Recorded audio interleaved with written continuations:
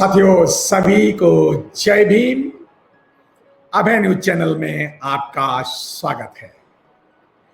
साथियों आज का विषय है आपके उद्देश्य की पवित्रता, लक्ष्य और उद्देश्य। साथियों ऑप्रेस्ड इंडियन में मई 1980 में छपा है लेख मान्यवर काशीराम साहब ने का प्रकाशिकी है, और ऐसा उन्होंने डेलिबरेटली किया था और उसमें उद्देश्य की पवित्रता के बारे में कहा था। साथियों पुणे के ब्राह्मणों ने जब मान्यवर काशीराम साहब जब ज्यादा काम तेजी से करने लगे और बाम सेव संगठन जब बहुत एकदम तेजी से उभर के आया, 5 साल तो गर्भ में मैं रहा, 6 साल 72 से 77 तक बाम सेव गर्भ में रहा। मनवादियों को पता नहीं चला ज्यादा इतना वो, लेकिन बाद में वो बहुत ज्यादा आरएसएस हो गई, परेशान हो गई, घबरा गई और बाम सेव को बिल्कुल क्रिटिसाइज करने लगी। मान्यवर काशीराम साहब का लक्ष्य और उद्देश्य बिल्कुल पवित्र था। तो मान्यवर काशीराम साहब ने सचेत किया, सावधान किया और छापा भी द ऑप्रेस्ड इंडियन में मई 1988 संस्करण में। साथियों सावधान किया कि जैसे बाबा साहब ने सावधान किया था कि मैंने भारी विरोधों, अपमानों, खतरों का मुकाबला करने के लिए तैयार रहें आप, तब मैं ये कार्रवाई यहां तक लाया हूं। और ये कब तक सावधान रहें, तैयार रहें, जब तक कि बहुजन लोग अपने मानवीय मूल्यों को प्राप्त ना कर लें जो संविधान में पहले से ही बाबा साहब अम्बेडकर ने लिख दिए, जिसमें आपका उद्देश्य पवित्र होना चाहिए।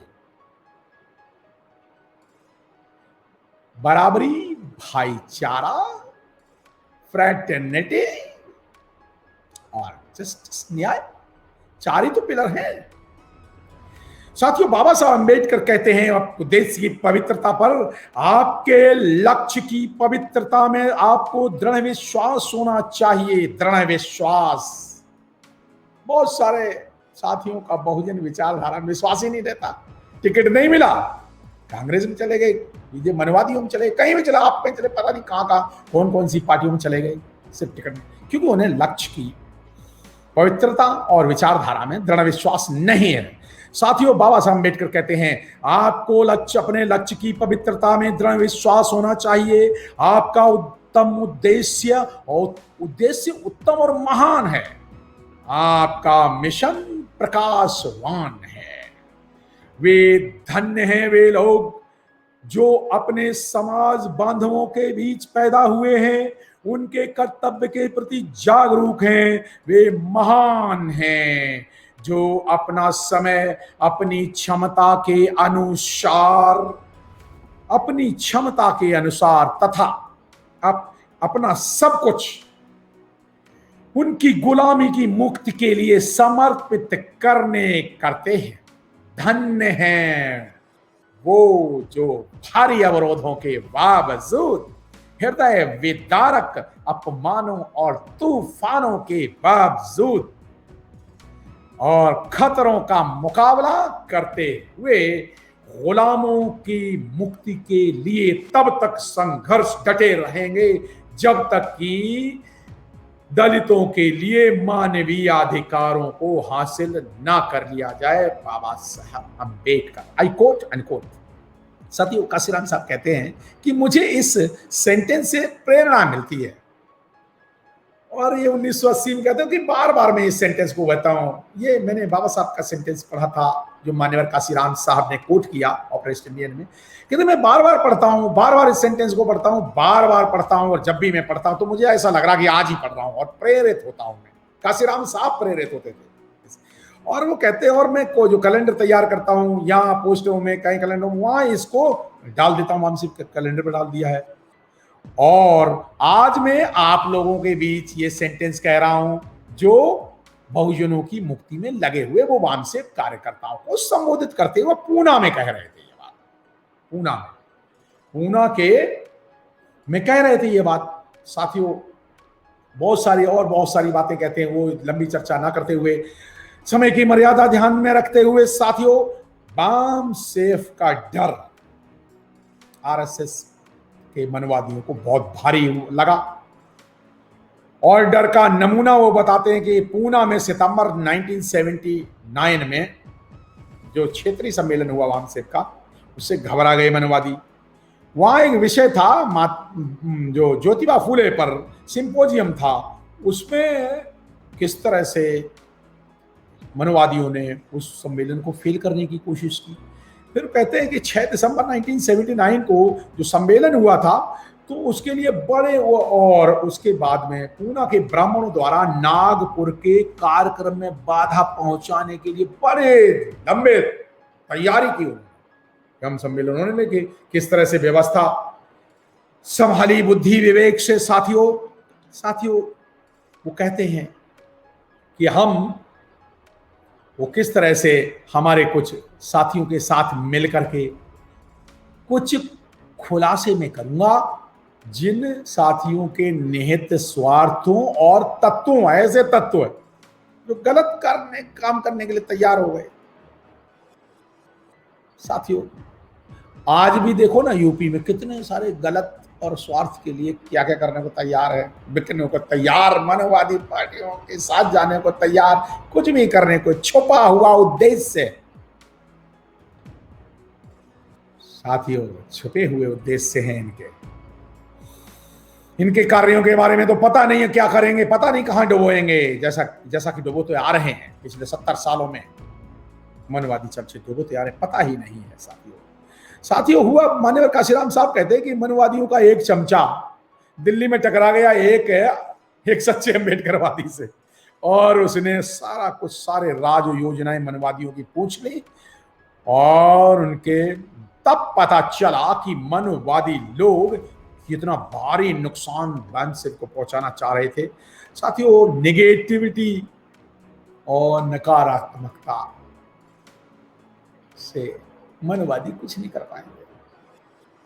हाँ, आप लोग उकसावे में आ सकते हैं, भड़काने में आ सकते हैं, प्रतिक्रिया में आ सकते हैं, जैसा कि प्रतिक्रियाएं करते हैं, कभी हिंदू मुस्लिम दंगे, कभी ये हो गया, कभी वो हो गया, प्रतिक्रिया, और कभी विरोधियों में झगड़ा डाल देना। साथियों ये सब करते हैं। साथियों मान्यवर काशीराम साहब कहते हैं हमें केवल रचनात्मक दृष्टिकोण ही रखना है, कंस्ट्रक्टिव एटीट्यूड रखना है। हमें हमेशा आपको बनाने में और समाज बनाने और बहुजन निर्माण को करने में करना। वो एक एग्जाम्पल देते हैं, तेज धार ब्लेड का एग्जाम्पल देते हैं कि तेज धार ब्लेड को उबड़ खाबड़ पत्थर से स्पीड से घूमते हुए पत्थर पे रगड़ा जाता, तब धार होती है तेज। तो साथियों जो विरोधी आपकी धार को कुंद करना चाहते हैं, अपने धार को तेज करो, विरोधियों को मुकाबला करो, अपने पवित्र बहुजन उद्देश्यों में दृढ़ विश्वास रखो, सही दिशा, सही नीति, सही नियत से उद्देश्य क्लियर होना चाहिए। साथियों जीवन लक्ष्य, अगर आप अपना जीवन को नियंत्रण में नहीं लेते तो दूसरे लोग आपके जीवन को नियंत्रित करते होंगे, किराए पे ले जाएंगे आपको मनवादियों की रैलियों में। हाँ, बिकने के लिए तैयार होगा ना, क्योंकि समाज के कार्यकर्ता तो वो झंडे तो बैनर तो उठाएगा नहीं, किराए वाला ले जाएगा, क्योंकि उसको किराया खाना है, उसको स्वार्थ है। लेकिन बहुजन कार्यकर्ता ऐसा नहीं करेगा। साथियों जब बनारड शाह से पूछा गया कि आप क्या बनना चाहते थे, तो बोलते हैं मैं एक अच्छा इंसान बनना चाहता था जो मैं बन ना सका। लक्ष्य, जीवन लक्ष्य की बात कर रहा हूं साथियों अनुशासन के साथ साथ आप चाने मनवादियों के छुपे हुए उद्देश्यों को, जो ये और चमचों के छुपे हुए उद्देश्यों को जरूर जानना चाहिए।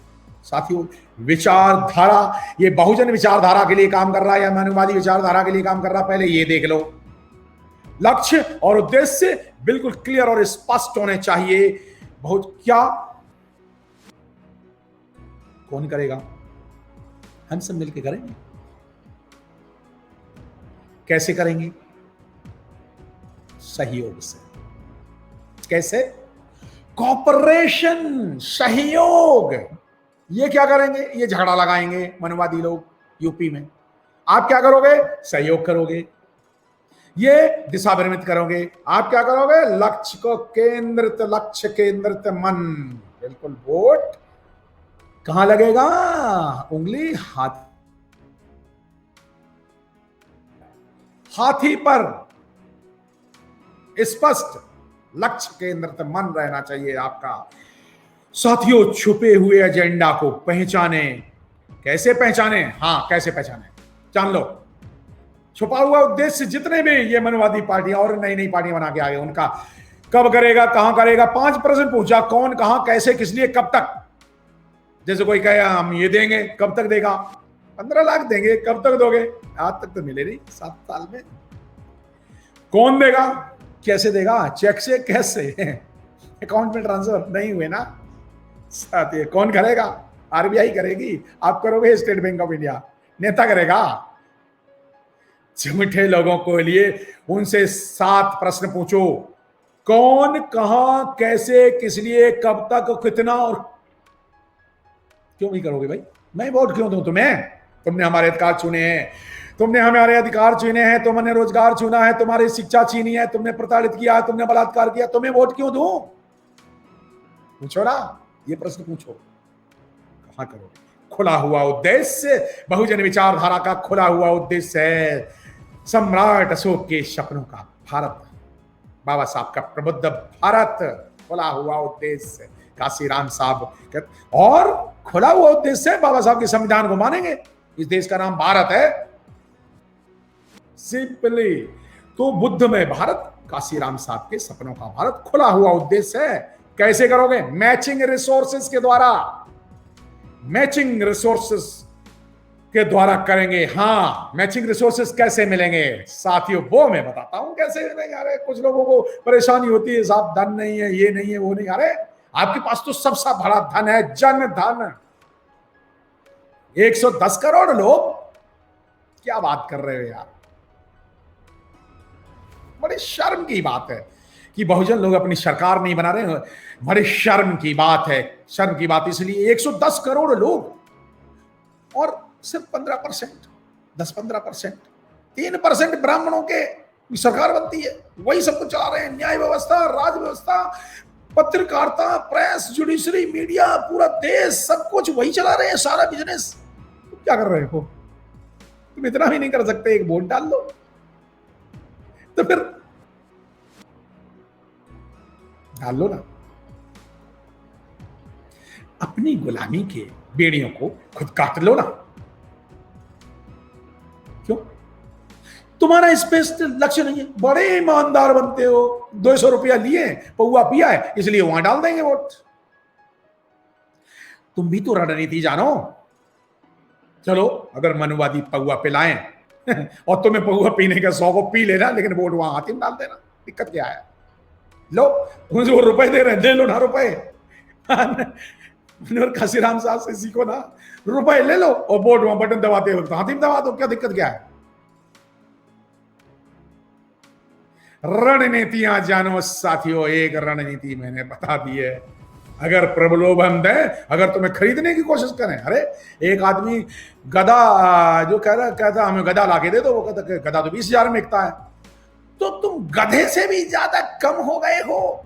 तुम्हारी वैल्यू, वो गधा 20,000 में एक गधा नहीं दे सकता क्योंकि वो 20,000 का मिलता है, और तुम इतने गधे हो गए हो कि तुम अपना 200 रुपए, 500 रुपए, 1000 रुपए, 2,000 के नोट में तुम वोट, अपना वोट बेच देते हो। गधे हो।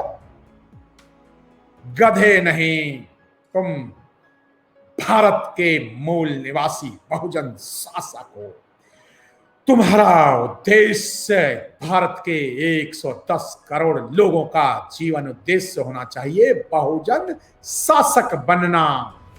अपने को पहचानो, राजा हो, राजसत्ता की बात करो।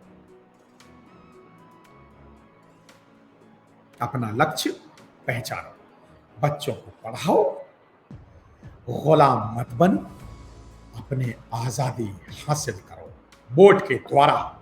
जो आपको प्राप्त है, संविधान में प्राप्त है, बस मनवादियों ने नहीं दी। संविधान में शिक्षा का अधिकार दिया हुआ, मनवादियों ने नहीं दिया। संविधान में आपका सब कुछ, जिसकी जितनी संख्या भारी उसकी उतनी हिस्सेदारी। ओबीसी के 52%, भारत के ओबीसी के 52% लोगों, 52% तुम्हारी हिस्सेदारी है। और भारत की सरकार जनसंख्या नहीं, आपकी गिनती नहीं करा रही। 52% को 52% अधिकार देने पड़ेंगे। ले लो ना अपने अधिकार वोट से, ले लो ना।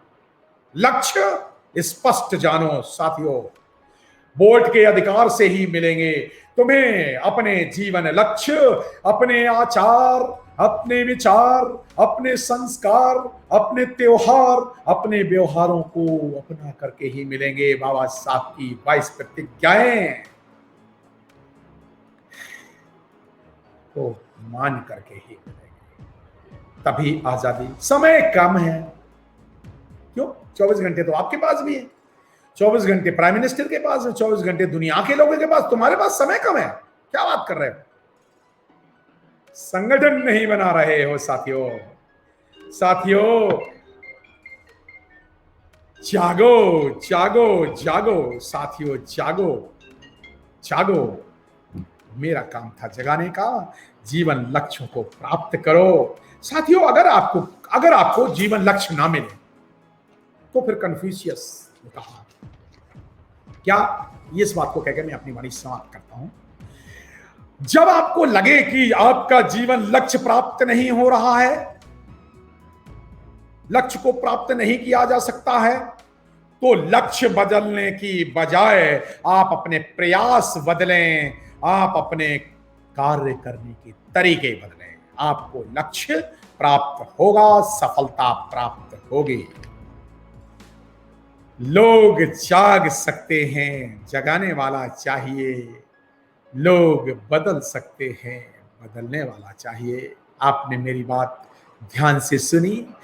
जागो मूल निवासियों। लेकिन सवाल तो ये है, जगाया तो उन्हें जा सकता है जो जिंदा हो, मुर्दों को तो जलाया और दफनाया जाता है। क्या आप मुर्दा कौम हो? नहीं, आप 110 करोड़ जिंदा कोरेगांव की क्रांति के पुरखों की संतानें हैं, बाबा साहब की संतानें हैं, काशीराम साहब की पेरियार फूले बुद्ध की संतानें हैं। जागो मूल निवासी, जागो। जय भीम।